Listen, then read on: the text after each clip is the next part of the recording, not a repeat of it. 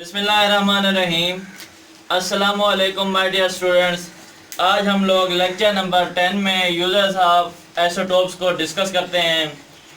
Isotopes has widely uses in every field of life in industries but their major use in the field of medicine. ये medicine की field में अपना बहुत ज़्यादा किरदार अदा करते हैं। कैसे? फर्स्ट ऑफ ऑल देखते हैं radiotherapy. Isotopes are used for radiotherapy। Radiotherapy क्या होते हैं?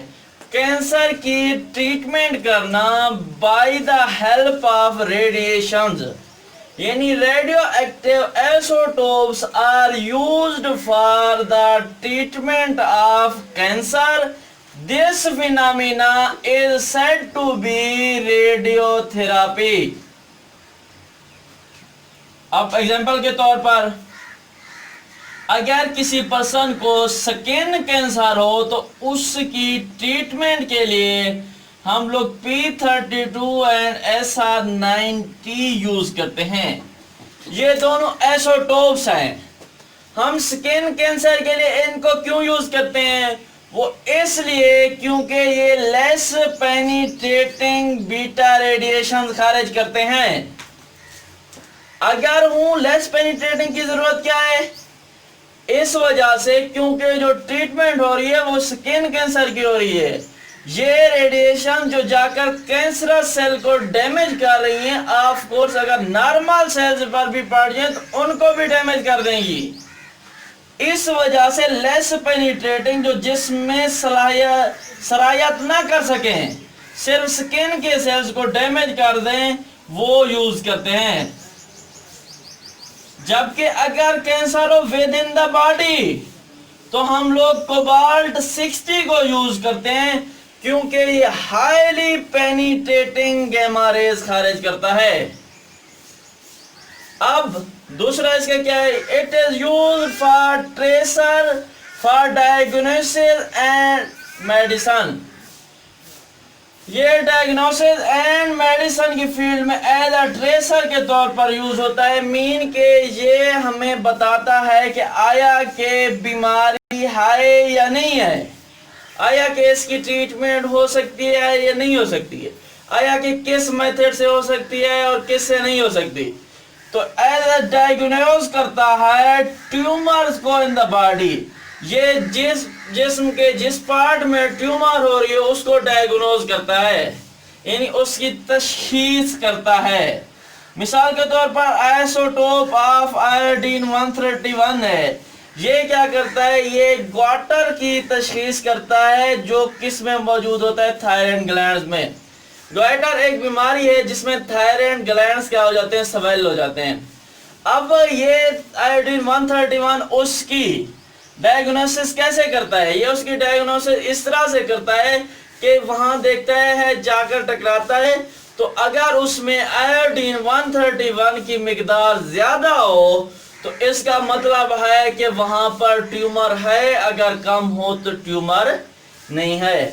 इसी तरह से टेक्टियम है, ये मॉनिटर करता है बोन ग्रोथ को। अगर टेक्टियम की मिकदार होगी तो बोन ग्रोथ हो रही है, अगर इसकी मिकदार कम हो रही है तो इसका मतलब बोन ग्रोथ में प्रॉब्लम आ रही है and the person is suffering from various diseases. देखते हैं archaeological and geological uses. Isotopes के आर्कियोलॉजिकल एंड जियोलॉजिकल यूजेस में हम लोग क्या करते हैं? फॉसिल्स की एज डिटरमाइन करते होते हैं। अब लफ्ज आर्कियोलॉजिकल का क्या मतलब होता है? इसका मतलब होता है द रिमेन्स। आर्कियोलॉजी साइंस की वो ब्रांच होती है जिसमें हम स्टडी ऑफ रिमेन्स करते हैं, यानी जो चीजें बाकियात होती हैं उनमें आप वो बहुत सारी फॉसिल्स भी हो सकते हैं, उनमें पोट्री भी हो सकती है, उनमें कोई नॉन लिविंग ऑब्जेक्ट भी हो सकता है, लिविंग ऑब्जेक्ट भी हो सकता है। इन सब की स्टडी करते होते हैं हम लोग आइसोटोप्स की मदद से। अब कैसे? एज ऑफ फॉसिल जिनमें क्या हो सकते हैं? डेड प्लांट्स भी हो सकते हैं, एनिमल्स भी हो सकते हैं, स्टोन्स भी हो सकते हैं। इनकी एज डिटरमाइन की जाती है bye knowing half life of radio active isotope. उसके अंदर जो रेडियो एक्टिव आइसोटोप मौजूद होता है ना, हम देखते हैं कि उसकी हाफ लाइफ कितनी है। हमें अगर देखिए बेटा, इसकी हाफ लाइफ के बाद ये रेडियोएक्टिव आइसोटोप्स अपने डाटा एलिमेंट्स में तकसीम हो जाता है, मीन के हाफ हो जाता है, ऐसे समझ लें। अब हम लोग देखते हैं कि ये कितनी बार हाफ हो चुका है। फर्ज कर रहा हूँ एक आइसोटोप है, उसकी हाफ लाइफ है 720 साल। अगर वो हम लोग देखते हैं कि उसकी जो हाफ लाइफ है वो 3 बार गुजर चुकी है, तो हम लोग 720 को 3 से ज़रब देंगे तो हमें पता चल जाएगा कि इस फॉसिल की एज कितनी है। और ये हम किसकी मदद से फाइंड कर पा रहे हैं? बाय रेडियोएक्टिव आइसोटोप्स की मदद से। कार्बन को खास तौर पर इसी मकसद के लिए यूज किया जाता है क्योंकि ये मोस्ट फॉसिल्स में पाया जाता है और इसका हमें इसकी मदद से एज डिटरमाइन करने के अमल को कहते होते हैं रेडियो एक्टिव कार्बन डेटिंग, या इसको कहते हैं रेडियो कार्बन डेटिंग, या फिर सिंपल कार्बन डेटिंग भी कहते हैं। क्या मेजरिंग की radio activity of C14 in objects. अब इस मेथड में हम लोग क्या करते होते हैं, हम लोग रेडियो एक्टिविटी मेजर करते हैं कार्बन 14 की। कार्बन 14 क्या है? रेडियो एक्टिव आइसोटोप है। अब इसकी रेडियो एक्टिविटी किस तरह मेजर करते हैं? मीन केस में देखते हैं हम इसकी हाफ लाइफ, यानी कार्बन 14 कितना बच चुका है, उसकी हाफ लाइफ को हम लोग मालूम करते हुए उन फॉसिल्स की एज को डिटरमाइन कर सकते होते हैं। आगे इसका यूज केमिकल रिएक्शन में और स्ट्रक्चर डिटरमिनेशन में। आइसोटोप्स यूज होते हैं केमिकल रिएक्शन में ताकि उस केमिकल रिएक्शंस के हम लोग स्टेप्स को पढ़ सकें। इसके अलावा उस केमिकल रिएक्शन में यूज होने वाले कंपाउंड की स्ट्रक्चर का मुतालिया कर सकें।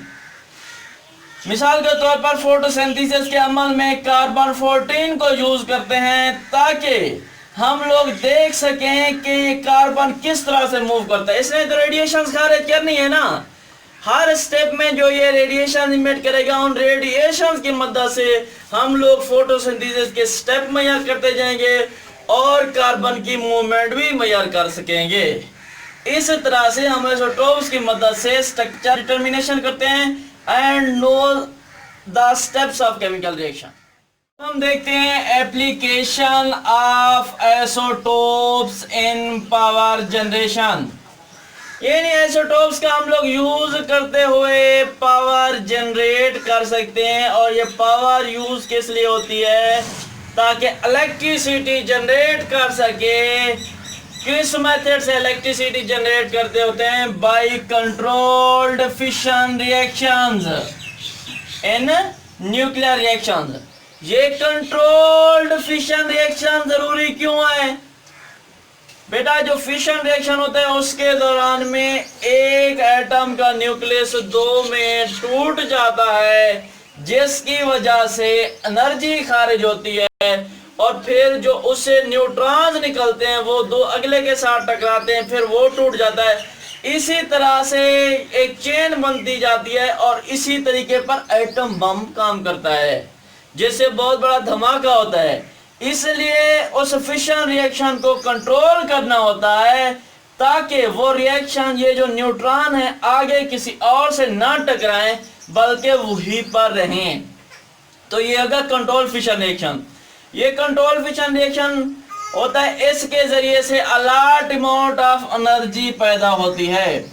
ये कैसे पैदा होती है? जब यूरेनियम पर बम्बार्डमेंट की जाती है न्यूक्लियस पर, तो वो बेरियम और क्रिप्टॉन में टूट जाता है और लार्ज अमाउंट ऑफ एनर्जी खारिज करता है। वो एनर्जी क्या करती होती है? वाटर को स्टीम में कन्वर्ट करती है।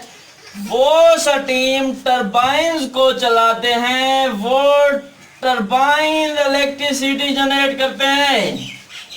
तो ये क्या है? पीसफुल मेथड है, यूज है एटॉमिक एनर्जी का। वैसे तो एटॉमिक एनर्जी वार के तौर पर यूज होती है, मगर ये उसका पीसफुल यूज है फॉर डेवलपमेंट ऑफ नेशन, एक नेशन की तरक्की के लिए। ये क्या है, पीसफुल यूज है एटॉमिक एनर्जी का। ये था चैप्टर नंबर 2 का लास्ट लेक्चर। इंशाल्लाह हम लोग अपनी नेक्स्ट वीडियो में चैप्टर नंबर 3 को स्टार्ट करेंगे। तब के लिए अल्लाह हाफिज। I wish you best of luck.